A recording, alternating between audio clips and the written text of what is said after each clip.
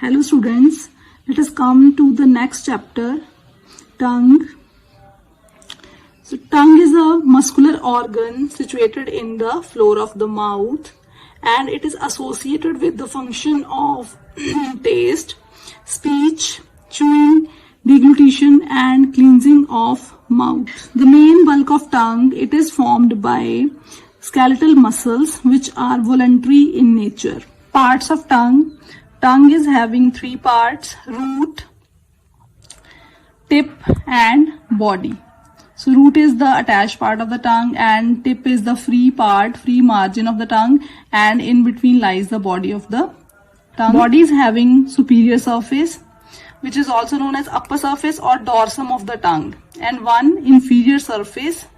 Dorsum of tongue is divisible into two parts: oral part, which constitutes anterior 2/3 portion, and pharyngeal part, which constitutes posterior 1/3 portion. So oral part lies in the oral cavity and pharyngeal part lies in the pharynx. Two parts are separated from one another by the presence of this V-shaped sulcus known as sulcus terminalis.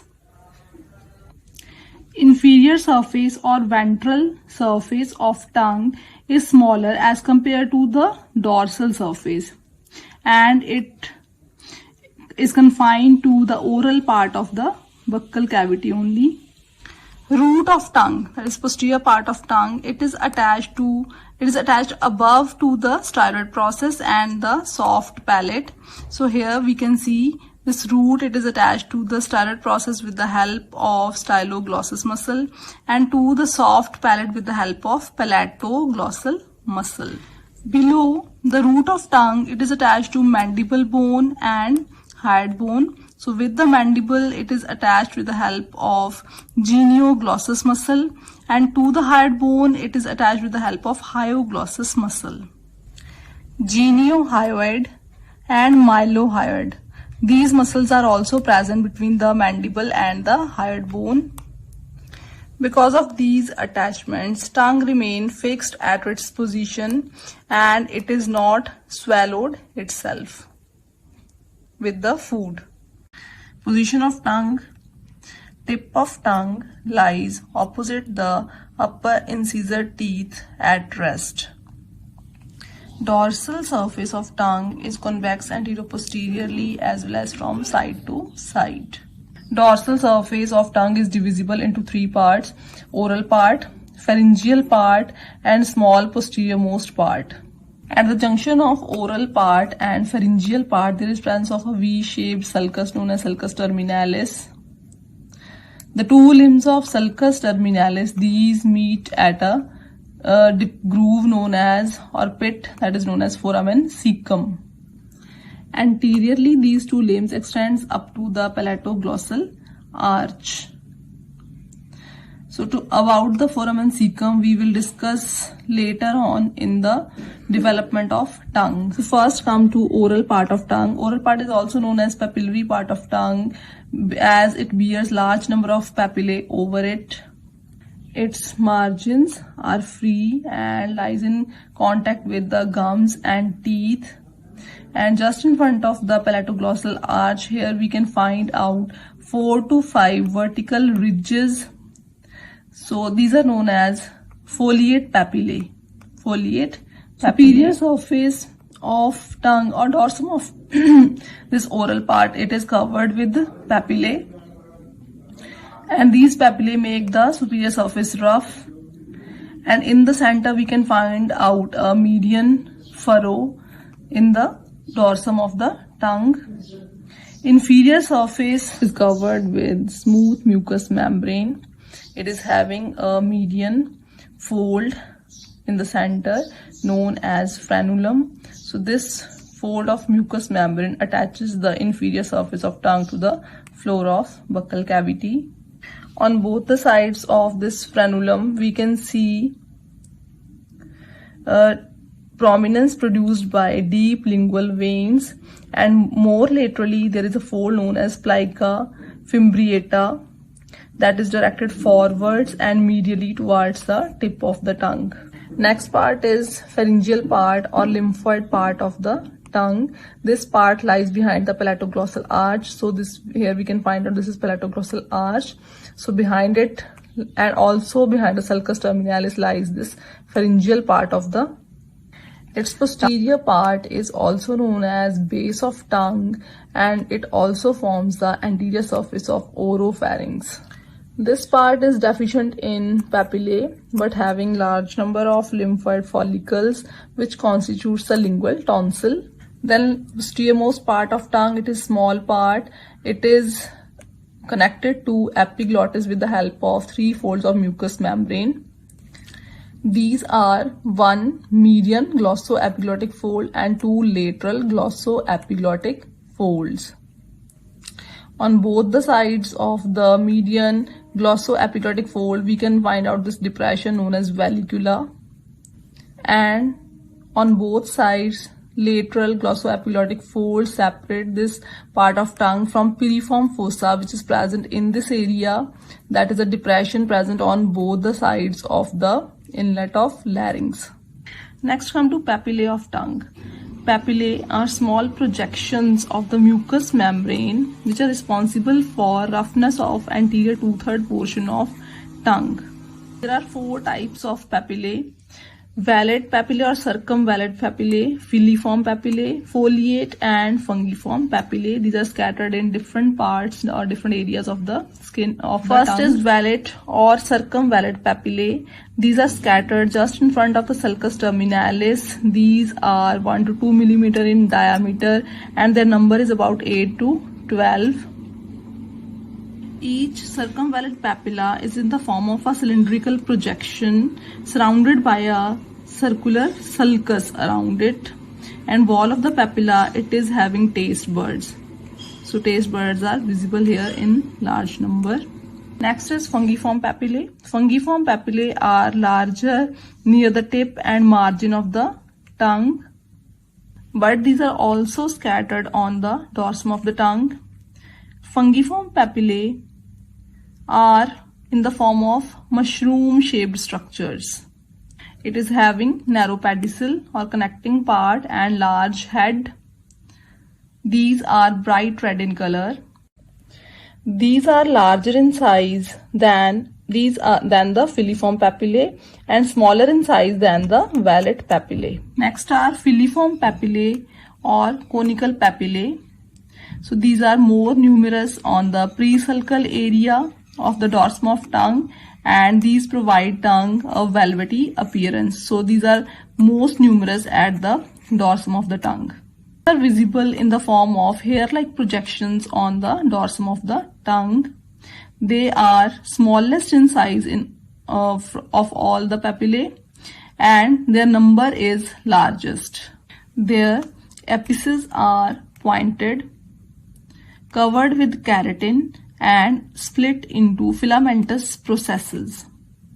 Taste buds are absent in the filiform papillae, and except this type of papillae, all type of papillae are having taste buds in their balls. Then foliate papilla.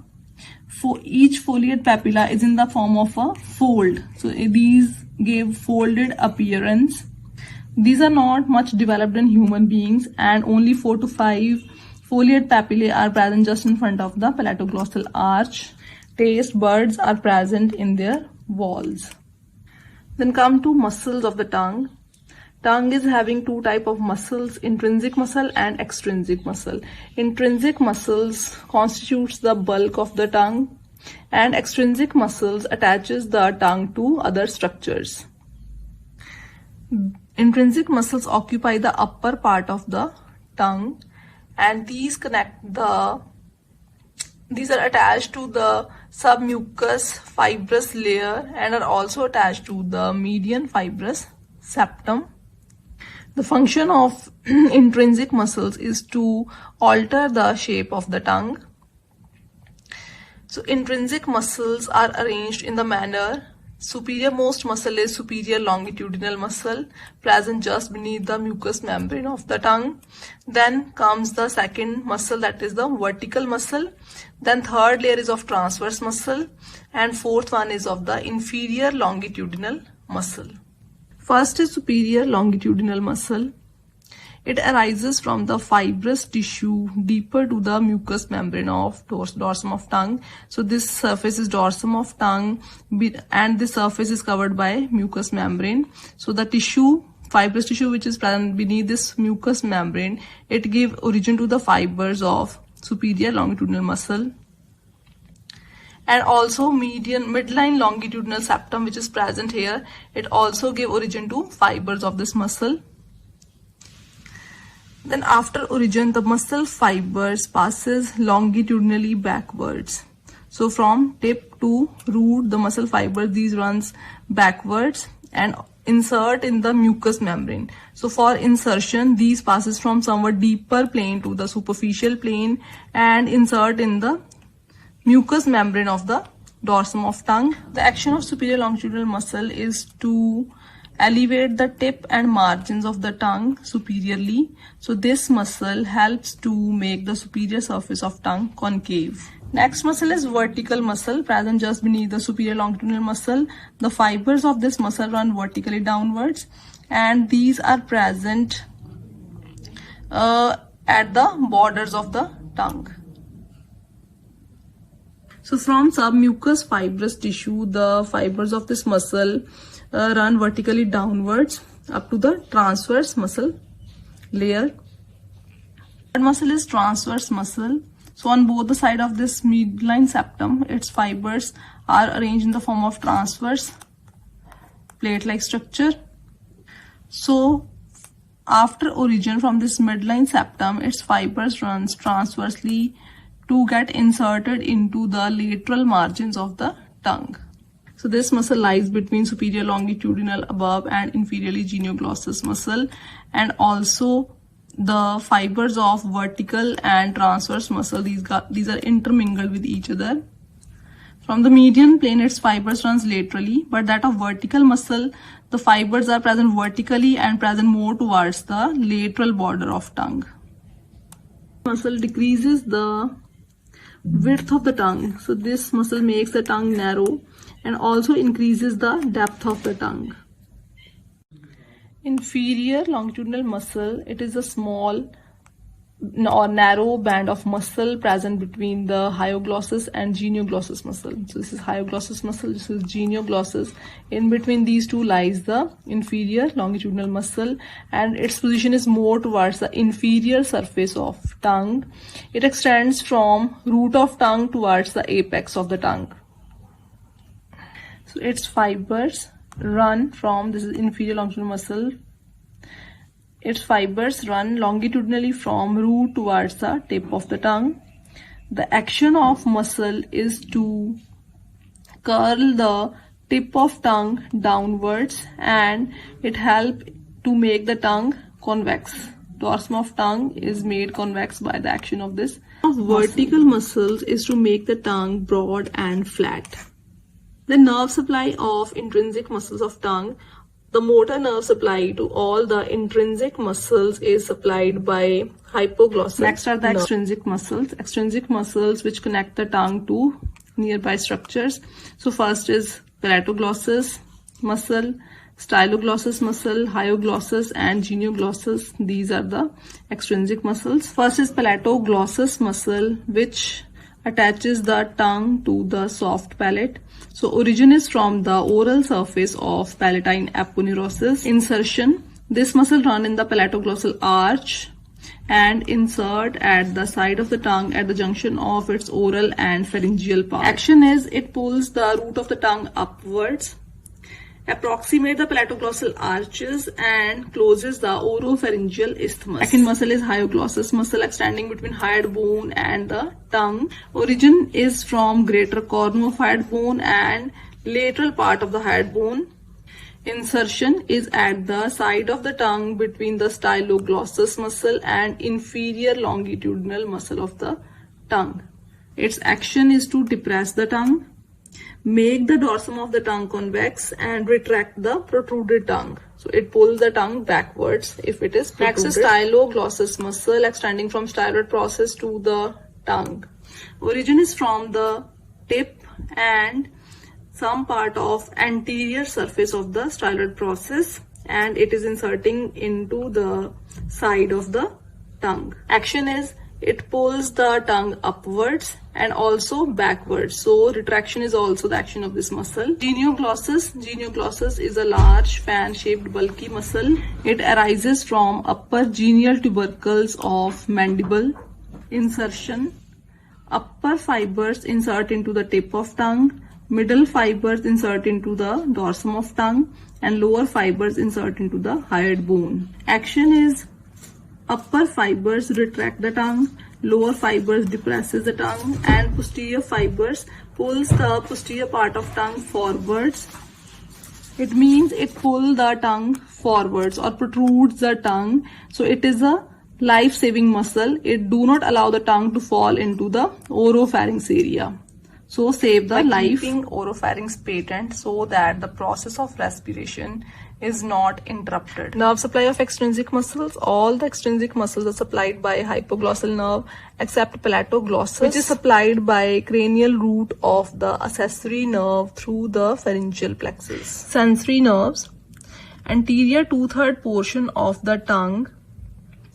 The general sensation is taken by lingual nerve, which is the branch of mandibular nerve. And in this area, the nerve of taste sensation is chorda tympani nerve, which is the branch of facial nerve. Then posterior 1/3 part of tongue. General sensation and taste sensation are taken by glossopharyngeal nerve from this area, including the circumvallate papillae. And posterior most part of tongue, it is supplied by vagus nerve through the internal laryngeal branch. Next is blood supply of tongue.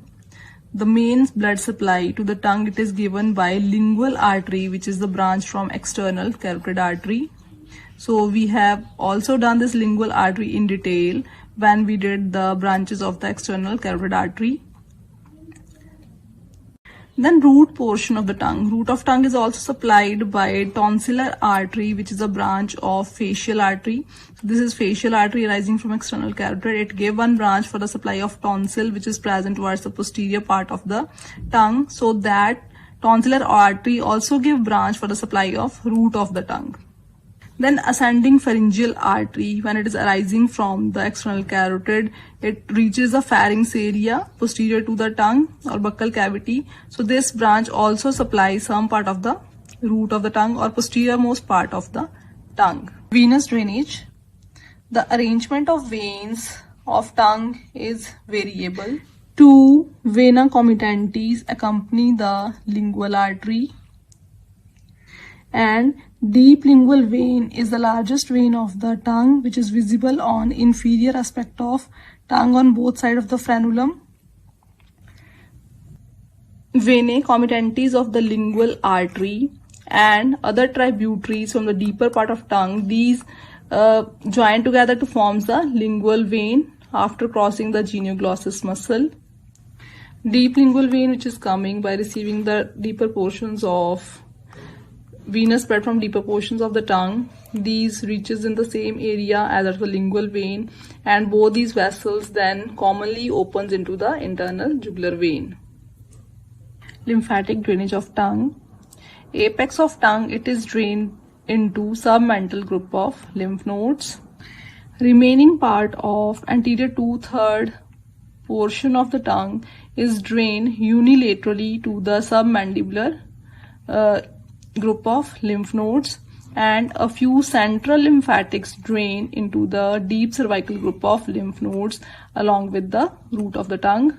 Posterior 1/3 part of the body and posterior most part of the tongue, it is drained by deep cervical group of lymph nodes. These are deep cervical group of lymph nodes, and these are the jugulodigastric lymph nodes present near the digastric muscle. So these are draining the lymph from these areas. And ultimately, the lymph of whole tongue, it is drained into the jugulo-omohyoid group of lymph nodes, which are shown here. Next is applied anatomy related to tongue. First condition is glossitis. Glossitis is the inflammation of the tongue. The whole tongue turns red, giving red fiery appearance. This condition is associated with ulceration of the mouth. So The ulceration of mouth or inflammation of buccal cavity is known as stomatitis.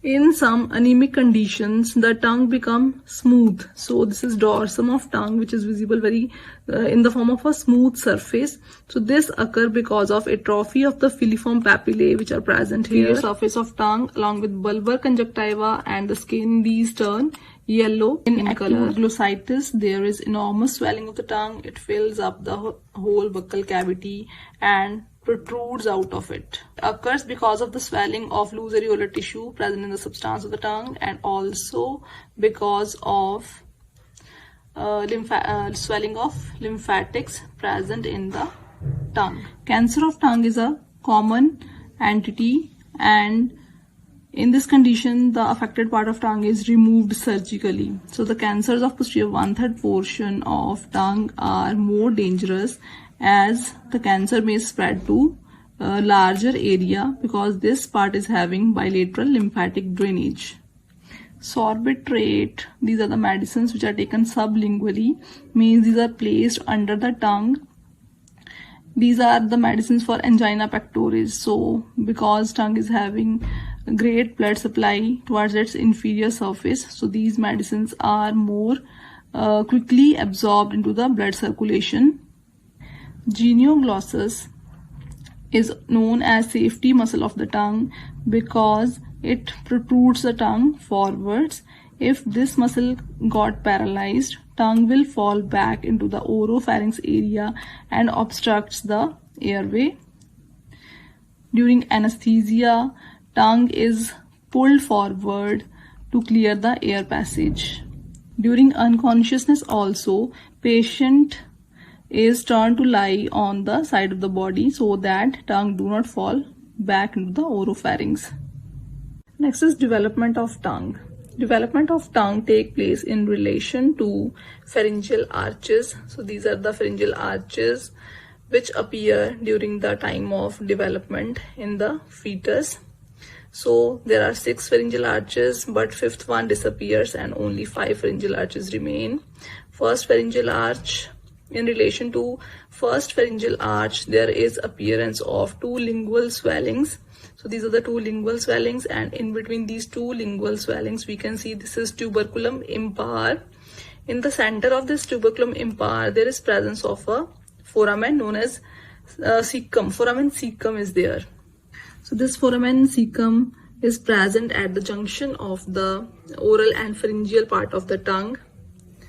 And it is also the same foramen from where the thyroglossal duct in the form of a thyroglossal diverticulum, it begins to form. So this we have already studied in the development of thyroid gland. Then in relation to 3rd and 4th pharyngeal arch, there is presence of one prominent area known as hypobranchial eminence. This also gave rise to some part of the tongue.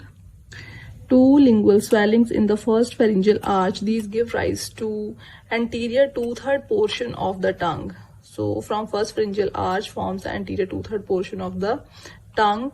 The nerve of first pharyngeal arch is mandibular nerve. So this part of the tongue, anterior 2/3 portion, is supplied by lingual branch of the mandibular nerve. Second arch form a very small part of the tongue, that is at the junction of anterior 2/3 portion and posterior 1/3 portion. So this much portion of the tongue, it is supplied by chorda tympani branch of the facial nerve. Posterior 1/3 part of tongue is formed from the 3rd pharyngeal arch. So this arch is supplied by glossopharyngeal nerve, and posterior 1/3 part of tongue is also having its nerve supply from the glossopharyngeal nerve. Then in the end, posterior most part of the tongue, it is derived from 4th pharyngeal arch and it is supplied by vagus nerve. Next come to histology of tongue. Tongue is a mass of interlacing skeletal muscles, connective tissue, and some mucus and serous glands, pockets of adipose tissue covered by mucosa. So bulk of the tongue, it is made by stratified striated muscles that are the intrinsic muscles of the tongue. arranged in different 4 layers in the substance of the tongue. Mucous membrane is formed by stratified squamous type of epithelium.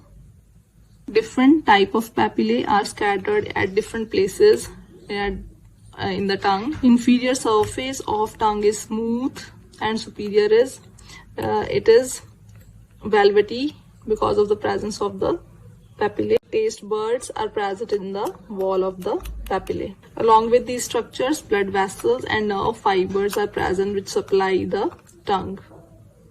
Apart from all these structures, lingual glands are there which secrete mucus and serous fluid.